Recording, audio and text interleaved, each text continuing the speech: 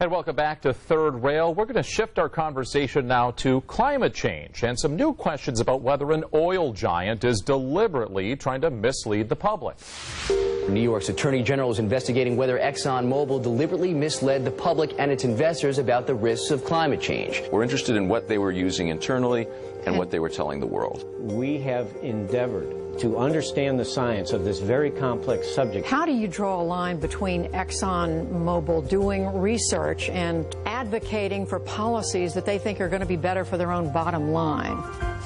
Lots to talk about here. Let's bring in our panel. Jack Kingston is a former Republican congressman from Georgia, now principal of the law firm Squire Patton Boggs. Sabrina Schaefer, the executive director of the Independent Women's Forum. And Christopher Dickey, the Paris-based world news editor for Daily Beast. He is also the author of a new book, Our Man in Charleston, Britain's Secret Agent in the Civil War South. So good to have you all with us here. Let me start with you, Christopher. Hillary Clinton calling for an investigation into ExxonMobil. Are they being made a scapegoat here?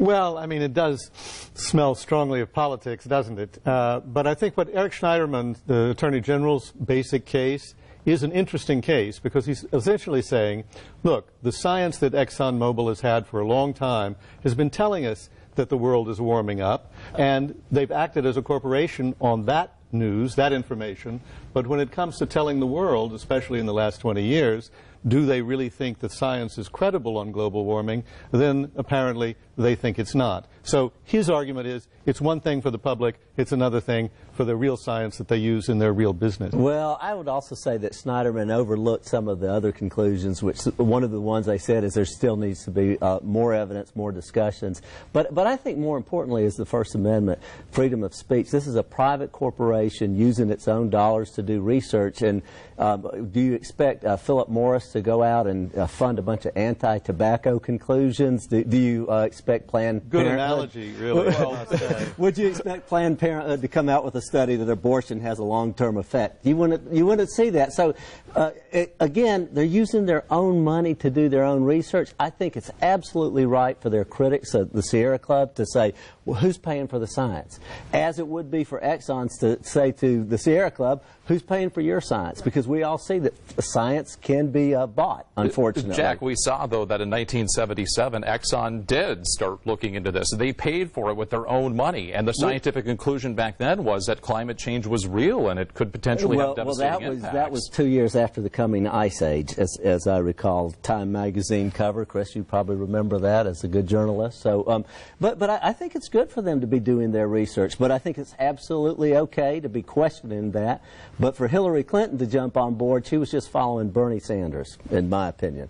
I would never let my Republican credentials slip into an argument, though. Well, we can get to Hillary Clinton. I mean, I think the sort of larger issue here is that science at one time used to be open to debate. There was a conversation, and no one would criticize a company from doing their own research, which may find that they are in agreement or may find that they're in opposition.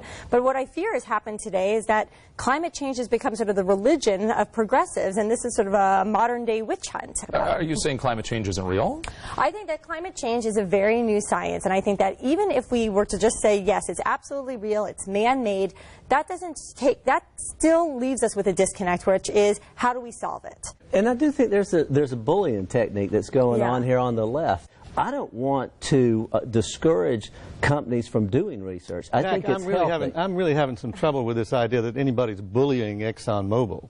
I mean, ExxonMobil has enough resources to defend itself, and it does a pretty goddamn good job. Well, you're right. Now, it's a $32 billion company, and I'll agree with you there. That gives them a little bit of an edge, don't you think, Jack? But when Loretta Lynch, using her tax-funded bully pulpit, starts investigating private companies, it sends a chilling signals to the people who aren't a $32 billion company, people who are downstream who can't afford it, but really and honestly want to find out. So really, to defend the little guys, we got to defend the big guys. Is that what you're saying, Jack? I'm saying it's a disturbing precedent, and I think it's a tactic on the left. I got to tell you, I'm not too disturbed by it. I mean, I think that Exxon can defend themselves, and they do a pretty good job of it. I think they do it all the time.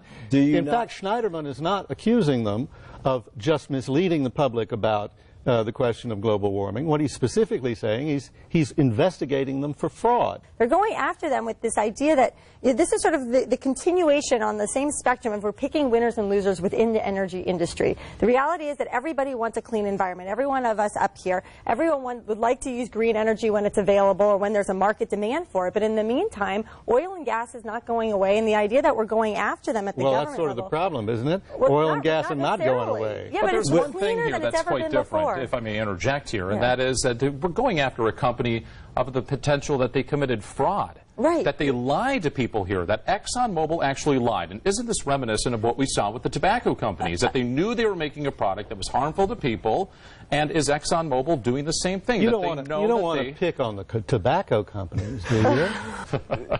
I'm not sure that science was ever proven, was it? I mean, a lot of people died. I think it is important for a company to be able to freely study something, and I think that inside the room they're probably going to have all kinds of different opinions. Now, when they go out publicly, there may be one thing.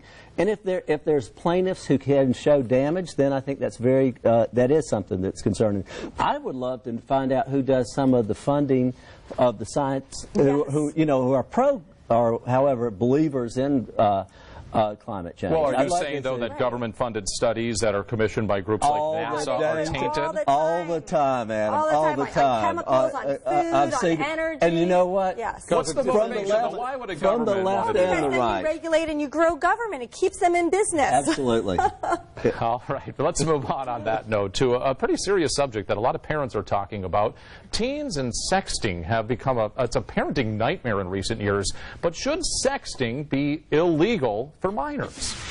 A massive sexting ring busted at one Colorado high school. Over 100 high school students could end up as registered sex offenders. As long as it's consensual, it may not be harmful at all, but adults seem to panic about it when they see teenagers doing it. It's become like a norm throughout all of society. It is happening everywhere. And the laws need to be changed. Sabrina, let me start with you. You're a mother, you have young kids, eventually they're going to have phones. What do you think about this? Should sexting between consenting minors actually be illegal? Yeah, I was really sort of torn over this issue because on one hand, I hate to criminalize more things out there and kids do stupid things, right? And I'm more concerned about the larger problem, which is that especially for young girls, that they feel comfortable sharing nude pictures of themselves at a young age. I suspect that this is a sign that they're going to sort of dabble in all sorts of other sort of troublesome behavior.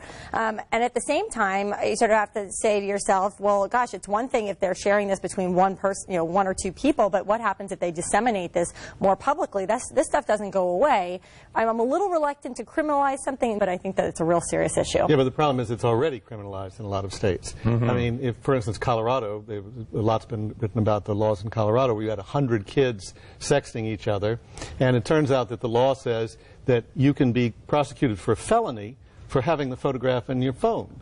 And in fact, if your parents look at your phone and know that that photograph is there and it stays in your phone for any reason, then they can be prosecuted for a felony. And it's this sort of snowball effect that's just insane. I think one of the things we need to do is step back and say, is this a stupidity question or is this a technology question? Mm-hmm. Or perhaps is this a parenting question and not a school question? I think we're going too far with this felony stuff. In Suffolk County, New York, recently there were 2 boys who were part of a mass sexting. They had received it and had not opened them. And they are accused right now. And so I think it is out of hand. Back in the days of the Pony Express when snail mail was prevalent and I was a young man, my mother reminded me when I went to summer camp, be careful what you put in writing. You're going to send a love letter to a girl that you'll probably break up with by September. Just as you're pouring your heart out, remember that ink's going to stay on that paper. And I do think parents have to have some responsibility here. Hey, if you're going to engage in stupid behavior, there are going to be consequences to it. This is more than stupid in my mind. I think it's sort of the over-sexualization of young women today, starting at a very young age, and sort of what we've been teaching girls, right? That somehow, despite the modern feminist movement, that your body is still the most important thing, that you can go and you can be fully educated, but that somehow a young man is only going to appreciate you if you do something like this, and that's very coercion concerning. is a big issue in this. In fact, I mean, putting aside the question of the felonies and all the laws about it, the real problem here is coercion. If under peer pressure you're a young woman, or for that matter, a young boy, and somebody is saying, come on, you got to do it, you got to share this, and then the next thing you know, that person who was encouraging you to do it is sending it to the whole school. Right. I mean, that happens all the time. We have revenge porn laws on the books in many states now that deal with these issues of disseminating pictures that you intended to be privately, but in only 20 states, I believe it is, that we have laws that make it so minors aren't criminalized for this. I mean, there was a case in North Carolina where two 16-year-olds were facing felony charges, a couple for sharing intimate pictures. Is that wrong? In my opinion, you want to have as much local discretion as possible. I'd hate to nationalize this. If at least you would have 50 state incubators to sort of figure out what works and what doesn't. But, I might be the only one of the four of us who did incredibly stupid things when he was 13. Oh, you definitely were. 13, 15 years old. After that, I was brilliant. I thought you were going to confess to sexting there. That would be a headline. I had to draw a picture. It was different. Other congressmen. But the reality is kids are going to do stupid things, and it might be better just to kind of let them work it out with their parents. I can't stand the fact of I have two daughters, somebody sending out a picture of one of them, but on the other hand, doggone it, why'd you pose for it? This is very different in my mind than sort of the old days where people say, oh, they're kissing in the car, somehow this is sort of on the same spectrum. I really don't think it is. I think there's something deeply disturbing about how removed people are from one another, that this is not actually sort of an intimate relationship. This is, technology is interfering. Well, the thing that's not being said here is that this is also deeply embedded in the culture of pornography that now goes down to very young kids, where they can tune into the most extraordinary kind of pornography, and then they start to see that as a norm. All right, former Congressman Jack Kingston, Sabrina Schaefer, and Christopher Dickey, thank you all so much for your time and joining us. And straight ahead, Melissa Click became a lightning rod for controversy after asking for a photojournalist to be forcibly ejected from a protest at Mizzou. But could she actually have a point when it comes to our mass media? My final thought is next.